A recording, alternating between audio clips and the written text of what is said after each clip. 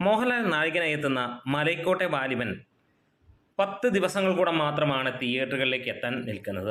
അങ്ങനെ നിൽക്കുമ്പോൾ ആദ്യം കടന്നു വരുന്ന ചോദ്യം വാലിബൻ്റെ ഒഫീഷ്യൽ ട്രെയിലർ എപ്പോൾ വരും എന്നുള്ളതാണ്. അതിനു മുമ്പ് നമ്മളുടെ ചാനൽ ഒന്ന് സബ്സ്ക്രൈബ് തരുന്ന കാര്യം പരിഗണിക്കണമെന്ന് വിനീതമായി അഭ്യർത്ഥിക്കുകയാണ്. മലൈക്കോട്ടെ വാലിബൻ്റെ ഒഫീഷ്യൽ ട്രെയിലറിന് വേണ്ടി നാം എല്ലാവരും കാത്തിരിക്കുകയാണ്. ഇനിയും വെറും 10 ദിവസങ്ങൾ കൂടെ മാത്രം ബാക്കി. മലയാള സിനിമയിൽ ഇതുവരെ കണ്ടിട്ടുള്ളതിൽ വെച്ച് ഏറ്റവും ഗംഭീരമായിട്ടുള്ള മാർക്കറ്റിംഗ് തന്ത്രങ്ങളാണ് ഈ സിനിമയ്ക്ക് വേണ്ടി പഴുതുകൾ അടച്ചുകൊണ്ട് നമുക്ക് കാണാൻ കഴിയുന്നത്. ഇവിടെ കേരളത്തിൽ മാത്രമല്ല, ഞാൻ പണ്ടേ പറഞ്ഞിരുന്നു, കേരളം എന്ന ഇട്ടാവട്ടത്തിൽ കിടന്ന് തായം കളിക്കാവുന്ന ഒരു ചെറിയ സിനിമയായിട്ടല്ല വാലിബൻ വരുന്നത്. കേരളത്തിന് അതിലൊരു പാർട്ടായിട്ട് മാത്രമേ കാണുന്നുള്ളൂ ഇത് ഇന്ത്യക്ക് പുറത്തുള്ള രാജ്യങ്ങളിലേക്കും ആ രീതിയിലാണ് ഈ ഒരു സിനിമ എത്താൻ പോകുന്നത്. മലയാള സിനിമയുടെ ചുവട് മാറുന്നത് ഇവിടെ നിന്നായിരിക്കുമെന്നുള്ളതിന് സംശയങ്ങളില്ല എന്നുള്ളത് തന്നെയാണ്.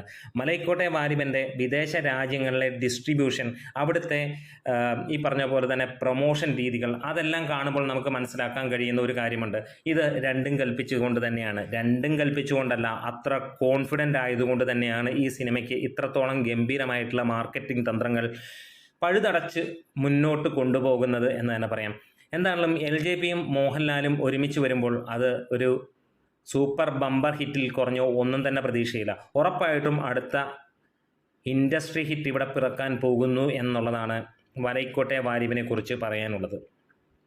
വാലിബൻ്റെ ഒഫീഷ്യൽ ട്രെയിലർ എന്ന് വരുമെന്നുള്ളതാണ് കിട്ടിയ അല്ലെങ്കിൽ ലഭ്യമായ വിവരങ്ങൾ അനുസരിച്ചിട്ടാണെങ്കിൽ വരുന്ന 4 ദിവസങ്ങൾക്കുള്ളിൽ, അതായത് 19-ാം തീയതി ആയിരിക്കും ഈ സിനിമയുടെ ഒഫീഷ്യൽ ട്രെയിലർ പുറത്തിറങ്ങാൻ പോകുന്നത്.